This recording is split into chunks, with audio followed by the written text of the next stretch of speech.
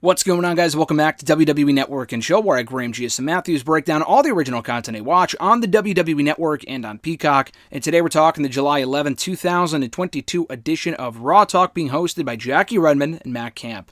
They start out the show by recapping the opening segment from Raw that saw Brock Lesnar completely destroy Alpha Academy's Otis and Chad Gable. A very entertaining segment and by far the best thing on the entire show. I thought the main event was good. We'll get to that later.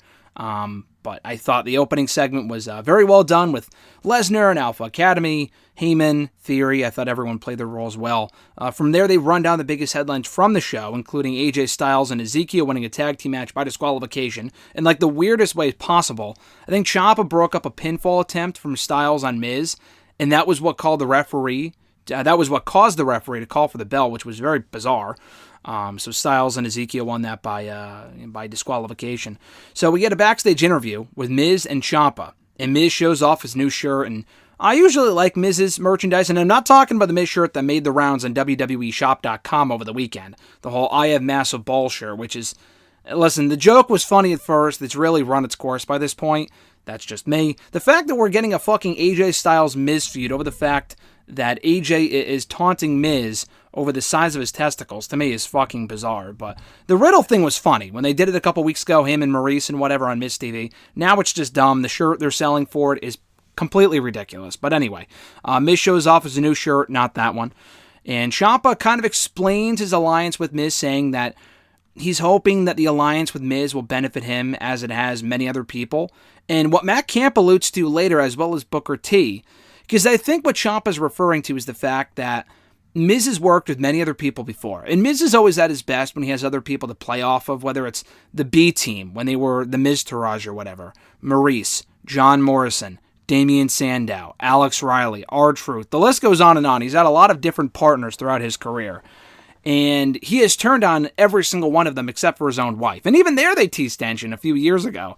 Obviously, they're still very much married in real life and on the show, but still. I thought that was a weird thing for Ciampa to say. And even Ciampa himself, which I completely forgot about until Camp also brought this up later on, he has also turned on people, specifically not Timothy Thatcher, but obviously most notably Johnny Gargano a couple of years ago. So maybe that's the intention, two heels working together with the idea that one might turn on the other before long. I don't really see the chemistry there yet. They're enjoying working together from what we can see on Raw Talk and on Raw and whatever. I'm not getting that chemistry quite yet, but we'll soon see. Miz talks about Logan Paul and him coming to Raw next week, his reaction to that. And then Ciampa just goes off. He has the most passionate promo I've seen from him since his NXT days, and probably well before that as well. And probably quite a while, talking about Logan Paul's followers, thinking Logan Paul can come to Raw, come to WWE, and do what Ciampa does, hone his craft, and kind of make an embarrassment of the spectacle that is pro wrestling, and it really insults Ciampa, and that he could step in his world and think that he can hang with people like Ciampa and Miz and whatever, and Miz has to kind of calm him down and tell him, hey, wait for next week, save this until next week. And I'm only thinking in my head when he's saying that, I can only imagine that he's thinking, hey, save this for TV because this is good stuff and I don't want to waste it on Raw Talk where no one's going to see it. So save that promo for Raw next week. I don't even know if we heard from Ciampa on Miz TV on Monday. I might be wrong. I don't think we did. And if we did hear from him, I missed it because I just really don't care. But I thought that was great intensity from Ciampa that we have not seen from him in a while. And I thought that was great. Back in the studio, Booker T is the analyst for this episode alongside Jackie Redmond and Matt Camp. He says that he actually feels bad for Ciampa, and probably, I feel bad for Ciampa, probably not for the same reasons that Booker does, though. I feel bad for Ciampa because he's clearly not the same competitor from his NXT days, and he's on the main roster now and doing all this dumb stuff, and they really haven't done anything with him. So he says that Ciampa used to be a leader, and I agree. He also, Booker outright references Alex Riley and John Morrison as two people that Miz used to work with and benefited from him, from working with him, if only for a short while, Morrison for a few years, and Miz turned on both of them. In the case of John Morrison, he turned on him twice. He turned on him in 2019, and he turned on him last year. And Morrison was, he left the company on his own terms in 2011, but John Morrison's last match with the company in 2011 was with The Miz. And his last match last year wasn't with The Miz, but I think his final appearance on Raw, I might be wrong, but one of his final appearances was alongside The Miz when Miz attacked him, and he was gone from the company before Miz came back in November. Anyway, so Matt Camp alludes to what I said earlier, that he might actually be the one to drop Miz first, Ciampa that is. So it might be a case of who's going to turn on the other first. They're already talking about a split like a week after they join forces, which is prime WWE.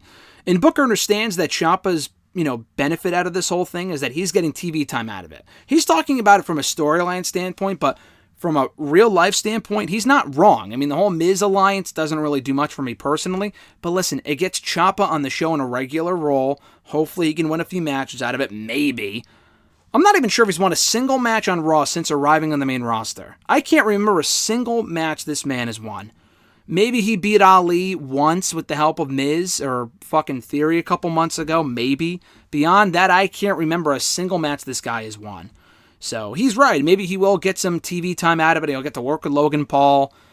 I mean, not that that's really an honor by any means, but it will get him in a prominent spot. Maybe it's SummerSlam, we'll see. And even references, I'm not mad about the fact that Logan Paul got a WrestleMania moment before me. I mean, that's just the way it works, buddy. You sign your name on the dotted line, you work for WWE, they make the call. I don't agree with it either, but that's just the way it works there. Anyway, so Miz, they kind of say, Booker references that Miz is going to get everything out of Ciampa that he can before kicking him into the curb, which is very true, and I expect that to happen at some point, unless Ciampa turns on him first. Booker says that Paul was at home in the ring at WrestleMania 38, and he wants to be the best. So we'll see Logan Paul on Raw next week. From there, they replay the Paul Heyman and Theory segment interrupting Brock. So they replay the opening segment again, but the first half of it this time and not the second half. So they replay the opening segment, the talking portion of it with Brock being interrupted by Theory and Heyman. Backstage, we hear from MVP, who says, because Omos pinned Angelo Dawkins, for what reason, I don't know. There was a six-man tag team match, Omos and the Usos beating R-Truth and the Prophets. So if R-Truth is involved in the match, why would you have him be the one to get pinned by Omos and not R-Truth? Why is the focus even on Omos in the first place and not the Usos who are the tag team champions? The Usos and the Prophets are the focus here, not fucking Omos. That was very random. It felt like just an excuse to get him on the show. But MVP says that Omos will take any opportunity to assert his dominance and that he is by far the biggest threat in WWE. And that was it. From there, back in the studio, they replay the main event that saw Bobby and Riddle, the other one worded named wrestler, Lashley and Riddle beating Theory and Rollins in tag team action, which also saw interference from Dolph Ziggler that was not explained. Maybe we'll get an answer next week, but that might be asking too much of WWE, so we'll see. They also recap Bianca Belair successfully defending her Raw Women's Championship, albeit not by count. I mean, she didn't win by count. Carmella did. Carmella won the match, but Belair is still the Raw Women's Champion. Belair does a backstage interview with Sarah Schreiber, and she tells her that it doesn't look like she took the L, because she was the last woman standing in that segment. She may have lost, but she's still the champion. Honestly, kind of sounded like a heel promo. She's like, I'm still champion, so it's okay. Making me think maybe we are. I mean, that wasn't the overt purpose of this promo, because she sounded like a babyface for the rest of it. But it did make me think maybe we will get a double turn with Becky and Bianca at SummerSlam. It would be weird, because Bianca's from Tennessee, and they'll be in Tennessee for SummerSlam. She's from Knoxville specifically. They'll be in Nashville. That would be a little weird, but, kind of the mirror image of what we got last year. I mean, there wasn't a double turn with Bianca, but Becky did turn heel, so we'll see. But she also goes on to say in the interview that she's beaten Becky before, and she'll beat her again.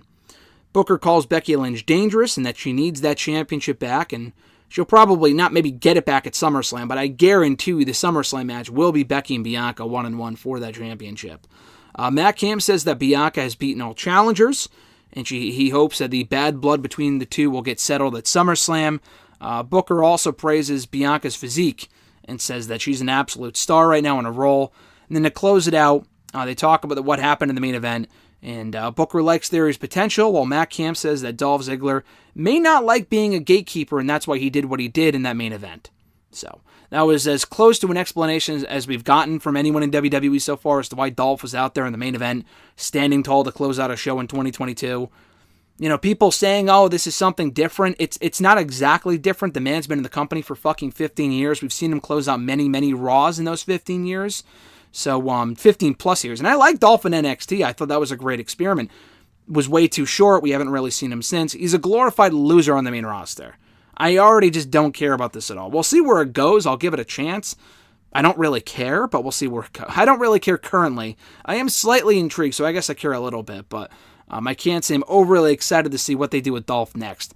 But that was Raw Talk for July 11, 2022. Thank you guys for checking out my review of the show. I appreciate it. Be sure to like the video, drop a comment, share the video, and subscribe to the channel for more daily content. Have a great one, guys. I'm Graham G.S. Matthews, and I'll catch your ass down the road.